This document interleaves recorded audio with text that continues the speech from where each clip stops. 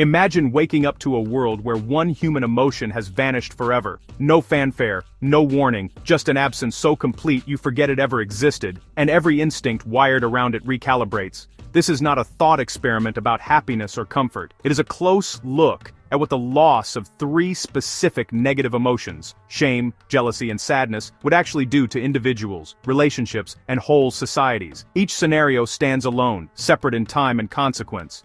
Each seems like a cure at first, and each reveals a paradox. Remove a socially unpleasant signal and you remove the very mechanism that prevents harm, enforces boundaries, or creates meaning.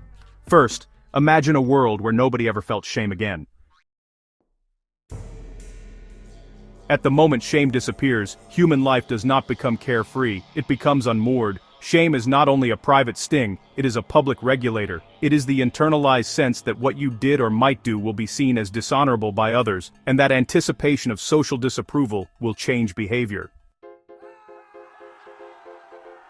Without that anticipatory correction, actions that once triggered a blush or averted eyes proceed without internal brakes. People stop policing themselves in small ways that aggregate into large social effects. Consider the pedestrian who used to feel embarrassed crossing against traffic and being glared at. Without shame, that moment of hesitance vanishes, and small norms fray. More consequentially, societal rules that rely on reputational enforcement, honesty in bargains, decency in public conduct, restraint in consumption, become porous. Contracts and laws still exist, but transaction costs rise because trust decays. We rely on informal reputation to grease daily life. Remove shame and every handshake requires verification. Parenting changes fundamentally. Shame motivates caregivers to guide children away from socially harmful behaviors, teaching modesty, respect for others' property, or humility before communal rules. Without shame, children learn norms more slowly because, well, the emotional reinforcement that makes a lesson stick is missing. Educational systems would struggle not only with discipline, but with inculcating ethical restraint. Bullying morphs in unpredictable ways. Without the malicious pleasure some bullies take in shaming victims, forms of harm could either decrease or take other, harder-to-detect shapes. Social media, a platform historically built on public exposure, mutates into a different animal. The threat of being shamed online currently exerts real influence on what people post. Without it, shock value escalates until other regulators, platform enforcement, legal action or blunt censorship are the only barriers left. That shift concentrates power in institutions rather than diffuse social judgment. Centralized moderation replaces decentralized moral feedback. So, workplaces are shifting from this kind of subtle self-regulation to, more formal surveillance. You know, shame used to compel things like punctuality, modest presentation, and sticking to those unspoken norms that actually make organizations, well, habitable. But if you take away shame, the default, honestly, is self-maximizing behavior. It's not really tempered by embarrassment anymore, and that leads to more blatant rule-bending. Criminal justice, yeah. It really sees its own paradox. Shame actually participates in restorative processes. Perpetrators often express remorse because they anticipate and feel shame, and that remorse, well, it enables reconciliation and reduces recidivism.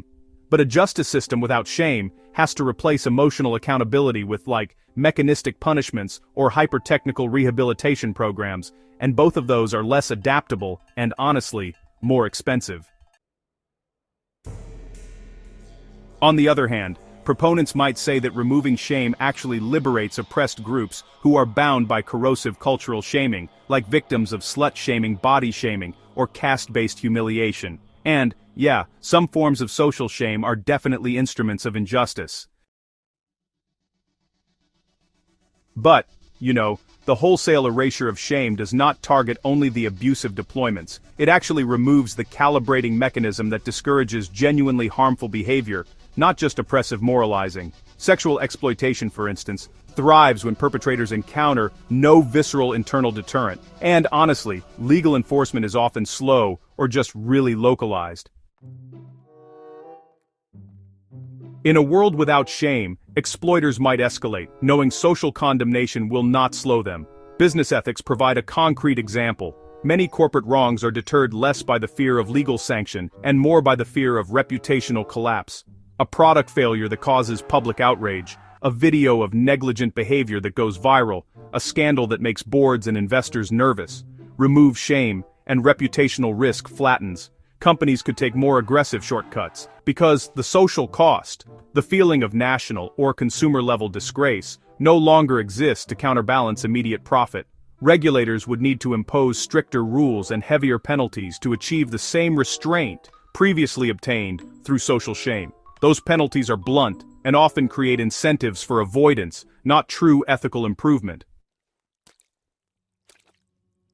Now, imagine a different alteration of the emotional landscape. Jealousy disappears. For many, that actually sounds like a liberation from possessiveness, insecurity, and interpersonal violence. Jealousy often feels ugly, and in its extreme forms, it fuels crime and cruelty. But, jealousy also plays a role in mate selection, resource allocation, and social competition that's actually more structural than personal. At the level of pair bonds, jealousy often signals investment. It tells a partner that their attention matters to you and that the relationship is a site worth protecting. If jealousy vanishes, people cease to provide certain signals that, historically, have reinforced exclusivity and caretaking. Partners might no longer react to rivals, which, while it superficially reduces conflict, also reduces the social costs for those who would exploit openness. Social norms enforce pair bonds not just through legal contracts but through the everyday exchange of attention, possessiveness, and visible effort. Without jealousy, the informal policing of fidelity and commitment slackens, and formal institutions, like agreements, contracts, or even surveillance, must step into the breach, concentrating monitoring power where emotions once enforced behavior. Jealousy also functions as a social thermometer for status and competition. It motivates people to strive to improve their position, professionally, socially, romantically, because, seeing others succeed creates a sting that compels change. If you remove jealousy, well, some incentives to improve just dissipate. Societies might see a decline in competitive drive that previously yielded innovation, productivity, and cultural striving. That is not to say jealousy is the only path to ambition, but it's a common and powerful one. In its absence, alternative motivators, patriotism, curiosity, or pride, could compensate, but the dynamics definitely shift. Competition becomes less emotionally charged and more instrumental, and that recalibration may reduce both harmful rivalries and the breadth of creative restlessness they sometimes produce. Parenting and paternity concerns illustrate another wrinkle. In many species, jealousy has evolved to protect parental investment by securing paternity and ensuring resources go to one's own offspring. Human societies have invented elaborate legal systems to manage parental rights, but those systems, well, they function alongside emotional drives. Without jealousy, men and women might be less vigilant about partner fidelity, which could, really alter mating strategies and family structures. It could open pathways to more consensual non-monogamy where that is desired, but it could also leave the vulnerable, children, caretakers, more exposed because the emotional guard that often forces attention to resource distribution is gone. Social policy would need to be redesigned to guarantee child support and well-being absent the natural pressures of jealous defense. Some argue removing jealousy would reduce violence, domestic disputes and honor-based killings frequently tied to jealous rage. That is true in that immediate triggers for violent acts would decline, but honestly, the systemic outcome is ambiguous. If jealousy previously deterred certain exploitations by creating social costs for would-be extraneities, removing it can embolden predatory actors who now face fewer social constraints. In the end, the net effect depends on how well institutions replace the regulatory signal jealousy provided. When institutional alternatives are weak or corrupt, the absence of jealousy may create vacuums filled by opportunism. Finally, consider the world without sadness. At first glance a utopia, no grief, no depression, no sorrow at loss. But sadness is not merely an unpleasant cloud, it is a cognitive and social mechanism for processing loss, consolidating memory, and reorienting priorities. Biologically, sadness triggers withdrawal conducive to reflection and healing. Psychologically, it compels us to stop and reassess goals, to slow down when a plan has failed, and to conserve energy while the body repairs. Remove sadness, and you remove the emotional bracket that marks failure as meaningful and calls for recalibration. People would be less likely to mourn properly after death, leading to unresolved trauma that accumulates silently. Cultural rituals like funerals, which rely on shared mourning to knit communities closer after a loss, would change their function if the visibly grieving participants are absent. Social support networks form and strengthen when people see one another in pain and respond. Without sadness, that visible need dissolves, and so does a central stimulus for compassion. On an individual level, sadness is a teacher. It forces attention on what failed, why it failed, and how to avoid repetition. Without it, people might repeat harmful behaviors, misjudge relationships, or persist in destructive habits because the internal signal to stop is missing. You know, the absence of sadness would make the world emotionally flatter and, paradoxically, more brittle. People would process information without weighting losses properly. Decision-making that depends on an accurate sense of cost and failure would, honestly, just degrade. Artists, writers, and musicians, professions that often transmute sadness into meaning, would have their creative palettes, well, altered. Much of human culture is built on the interpretation of sorrow. Great novels, symphonies, and memorials stand on a substrate of loss turned into beauty. Remove sadness, and you do not merely reduce suffering, you remove a major engine of art that helps societies reflect on themselves and the meaning of endurance. Public health would change in measurable ways. Depression is a major cause of morbidity, yes, but it also signals the need for social intervention. Without sadness, the correspondence between internal distress and public safeguarding becomes weaker.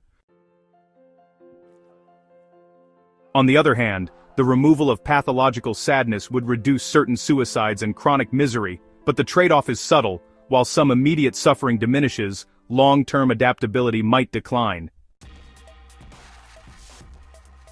Populations unable to grieve properly could, maintain toxic institutions longer because the visible consequences of harm, public grief, protest, erosion of trust, are damped. Societies would just be less likely to mobilize in the wake of collective traumas.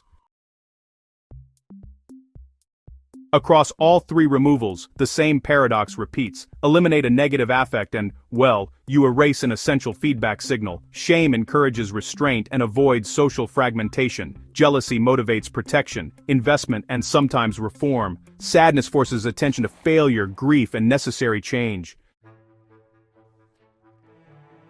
The cure of removal becomes its own disease. Systems designed around those signals collapse or, honestly, require far heavier, more expensive institutional substitutes. The sensible policy is not utopian erasure, but careful redesign. Improve legal frameworks to protect the exploited without relying solely on shame. Build economic and social systems that ensure parental investment without jealous incentives, and create compassionate civic rituals that channel sorrow constructively while reducing pathological suffering. Modern progress should, really, aim to reduce needless cruelty while preserving the functional architecture that negative emotions provide. Remove the signal, and you remove the brakes. Keep the signal, but improve the response, and you keep both safety and dignity.